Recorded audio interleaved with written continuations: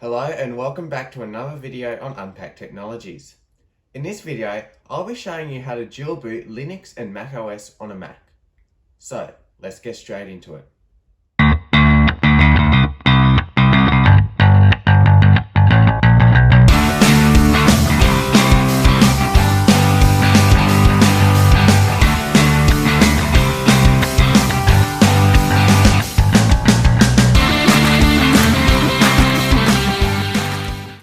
Today, I'll be using a 2011 iMac with macOS High Sierra installed.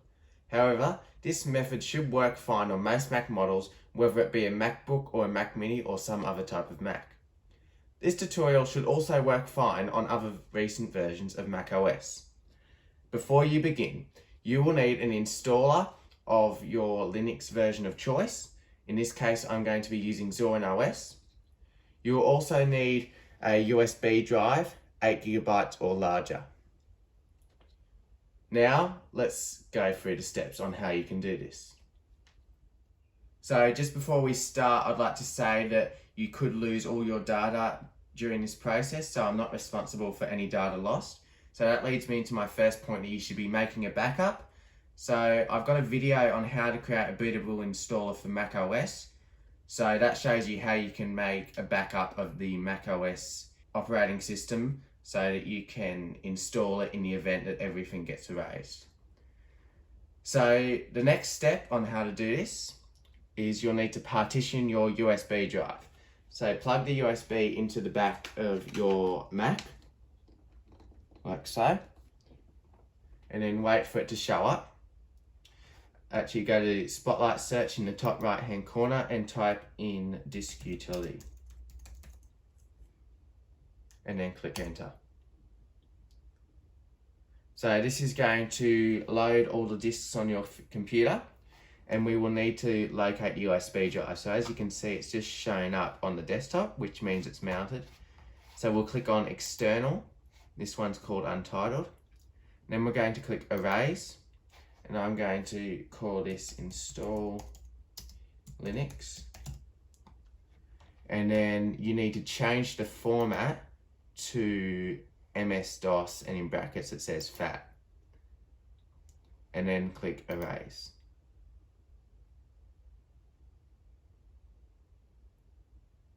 So I did change the name a little bit of my install drive. It took the U and the X off, but that's because of the different formatting of this drive, which is MS-DOS. So, but that's okay. The name doesn't really matter in this process. So we'll just wait for this to finish. Okay, so as you can see, the erase process has completed successfully.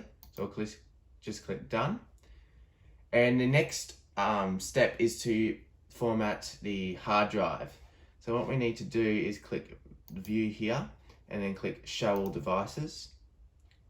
And then we need to click the hard drive. So underneath it'll be the name of the partition on your hard drive, which macOS is on. In a lot of cases it will be Macintosh HD. And then click above that in the hard drive. So it might have a strange long name like this one does, but that doesn't matter. You just need to click partition in the top of the window, and you'll see this screen. So you'll need to click the plus button, and it'll split it in half by default. So you need to create this is the partition that Linux will be installed onto.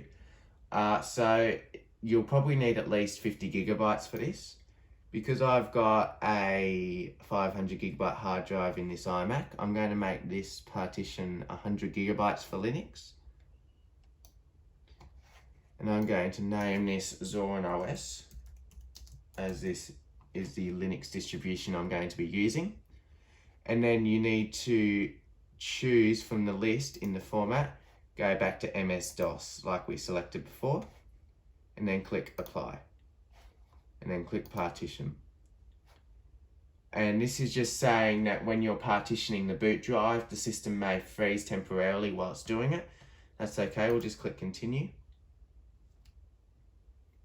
And we'll wait for this to finish.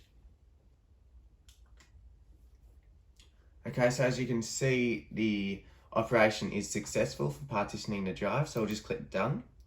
And now we're also going to need to make another partition for the drive.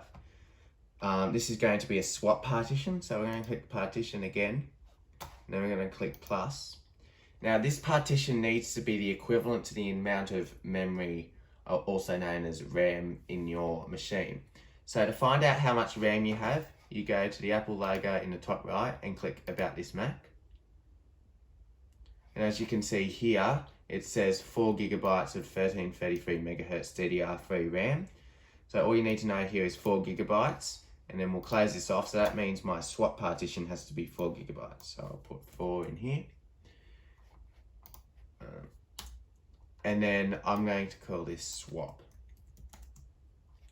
Once again, format this as MS-DOS FAT. And then we'll click apply. Partition, and then continue. So we'll wait for this to complete.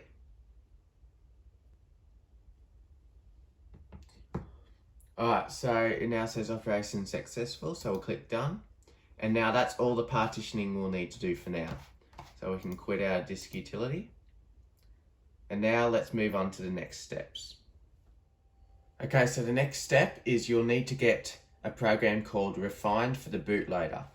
So go to your web browser. I'll link a link in the description below for this video, so you can go to these websites. So when you click on the link, you'll just need to click this green download button here, and then it will download Refined for your Mac. So I've already downloaded it just for the sake of this video. So now that you've got Refined downloaded, you'll need to shut down your Mac, because we're going to go into the recovery partition and turn off system integrity protection so that we can actually install Refined onto this Mac.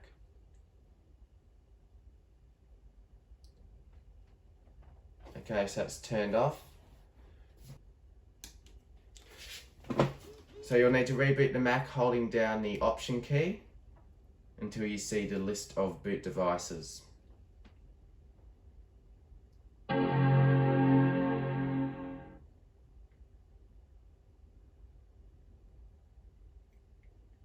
And then you want to select your recovery partition.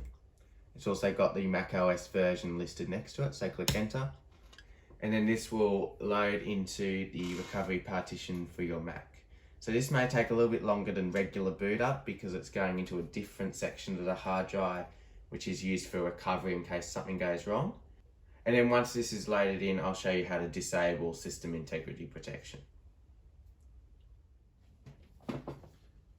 Okay, so the recovery partition has loaded in.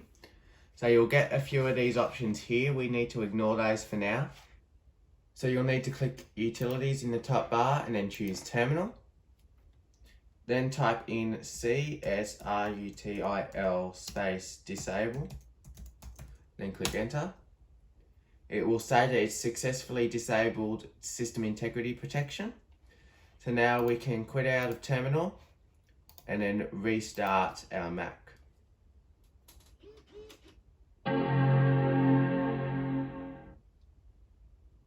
So I'll come back when this has successfully booted up into macOS. Okay, so now it's time to install the Refined bootloader. So we'll go to Downloads, open in Finder, double click on the Refined folder, and now we'll have to open Terminal, so we'll open it in Spotlight Search, and click Enter. And now you'll need to find the Refined-install file and drag that into the terminal window. And then click Enter. It may require your administrator password, so put that in. And then it will have installed, so it's a very quick process. So that's done now, so we can quit out of Terminal. And now it's time to create the USB flash drive for your chosen version of Linux. So first of all, you'll need the Linux distribution of your choice. So I've chosen Zorin OS, so you'll need to download the Linux ISO, but you can also use Ubuntu or Linux Mint, or there's many other choices and they all should work with this same process. And then once you've downloaded that, you'll also need to get a application called Balena Etcher. So you'll click download for macOS, but I've already got these downloaded. So That's the application you'll use to create the flash drive. So open your downloads folder, and then first of all you'll need to install Etcher. Alright, so double click on balena-etcher.dmg. It will open and mount. You'll need to drag this into the applications folder like you do with every other macOS installation. It'll copy. When you hear that sound, it means it's completed. So we can close out of that, and now we can open the application. So go to Finder, click Applications, and open Etcher.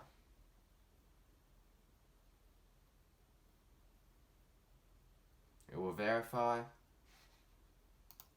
Select Open when you see this window, and then Etcher will open. So you'll need to choose the file to flash from. So you'll need to find the ISO file of the Linux you downloaded before. So this should be in the application, in the downloads folder, unless you have manually changed that. So I'll select zornos.iso. Now we need to select the USB drive that we prepared earlier. So click Select Target, and then this is my USB drive here, and then click Select. And before I click Flash, just a word of warning that this will erase all data on the USB drive. So make sure that you've got it backed up before you do this. So we'll click Flash. It may need your administrator password, and then it will start the process. So this should take about 10 minutes or so, just depending on the speed of the USB and also the hard drive or SSD in your Mac.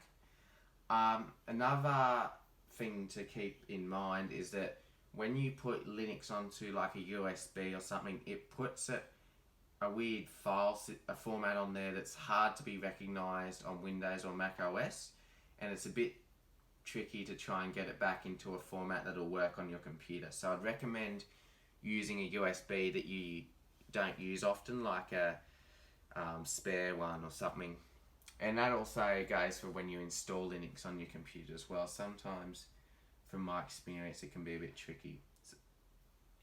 So I'll come back when this is completed. So it is now starting to validate the USB drive to make sure that it copied successfully and that it's bootable and that it's actually genuine. So we'll just let that complete. This is usually a pretty quick stage of creating the USB, and I'll come back when this is finished. Okay, so when Etcher completes, you'll see this flash complete image here, and you'll also get a pop-up window that says the disk you inserted was not readable by this computer. You can just click ignore. That's what I was talking about earlier with file systems on Linux not working very well with Mac OS and Windows. And then we can quit out of Etcher. And now we can restart the computer. Restart. And then it should open the bootloader that we installed earlier.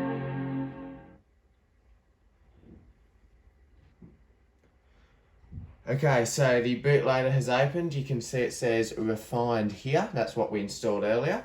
So what you want to do is you want to move the mouse over to the penguin. So the X is macOS. That's Boot Camp, and that's some other Linux tools here, but we want to select the penguin. So we'll click Enter. And then we want to click Try or Install ZornOS. So this will start to load in the ZornOS operating system. This may take a while because it's going off a USB, so we'll just wait for that. You might start getting some little bits of code on the top, and then you'll start seeing the system boot up. So the look on how it boots up will vary between your Linux distribution, but as I said earlier, this is ZornOS, so. Alright, so then you'll see the install page. So you're gonna want to click Install ZornOS. You could click Try if you want to see if the Linux distribution you've chosen, if you like it or not, but I'm just going to click Install because I already know what ZornOS is like. You'll want to choose your keyboard layout, so that's already selected here. I'm going to keep selected Install third-party software for graphics and Wi-Fi hardware. because that will make sure that Wi-Fi does work on this Mac. And we'll click continue. Sometimes some phases of this installation can take a little while, so you might see the loading cursor a little bit, but that's okay. We'll just wait for this to load. Okay, and then it'll ask you what installation type you would like. So if you just want to do a clean install, you would select Erase Disk and install Zorn OS. However, I'm going to click something else because in this video we're going to be dual booting the software. So we'll click something else, click continue, and then it will start to scan for the disks. And then once it loads, you'll get a whole range of disks like listed here. So first of all, we're going to find the right partition for the main Zorn OS installation. So most likely it's going to be /SDA. And you'll want to find the one that has about the same space as you allocated earlier in disk utility. So having a look around, I allocated about 100 gigs, so this is the closest one. So I know that that's the main partition I want, so we'll select it. And then you'll want to, under Use As, select ext4 journaling file system. And then you want the mount point to be a /. And then click OK. And then this is a warning that it will erase all the data on that partition. So just make sure everything's backed up on your computer before you do this. So we'll click continue. And now that's going to start creating the file system on that partition, so it's ready for the installation. Okay, so next you're going to need to find the swap partition that we created earlier, which was equal to the amount of RAM in your computer.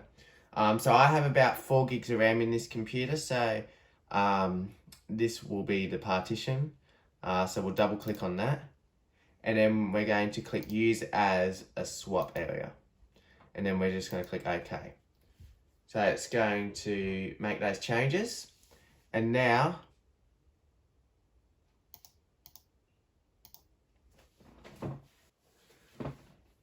okay, so for device for bootloader installation, you're going to need to select the one for your Linux partition. So in this case, my one was this partition here. So /dev/SDA5.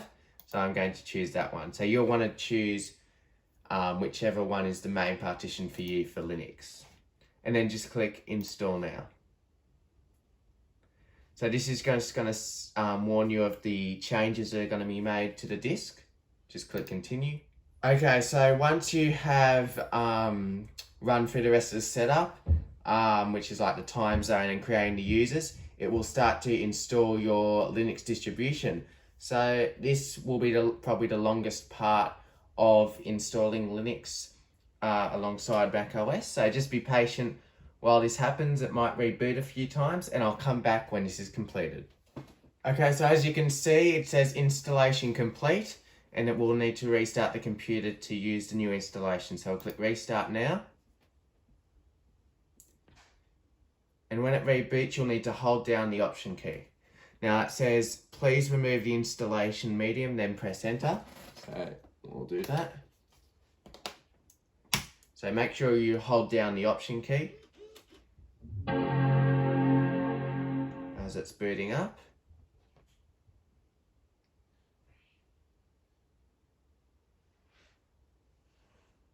And then you'll need to select your macOS hard drive. So in this case, it's Macintosh HD for me. Then press Enter and it will reboot into macOS. Now, the reason we're doing this is we just need to do a couple more things in the recovery partition and macOS for post-install to make sure that Linux will work fine as a dual boot.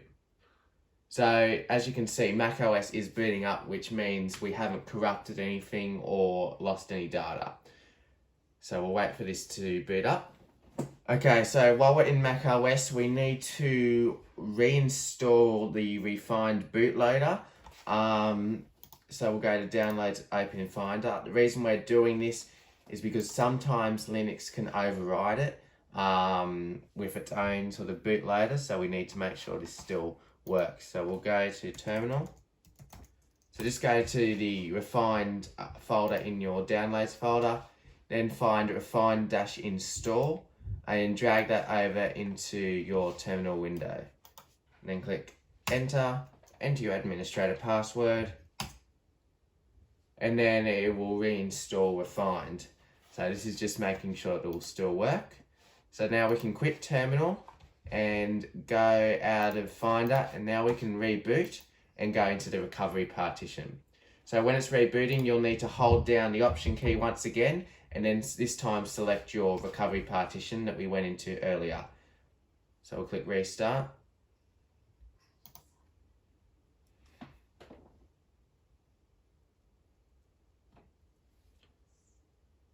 So make sure that you hold down the option key when it's rebooting.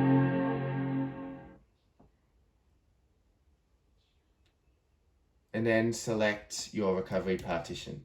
Now the reason that we're going back into the recovery partition is because we're going to re-enable system integrity protection, which we disabled earlier, because now that we've done the installation, we can put that protection back on. So I'll be back when this is loaded in. Okay, so now that we are back in macOS recovery mode, we go back to utilities, terminal, and this time we're going to type CSRUtil space enable. So that was CSRUTIL space enable. So click enter, and it will say that it's successfully enabled. So we'll now restart the computer. We'll quit our terminal, restart, and we should see the bootloader.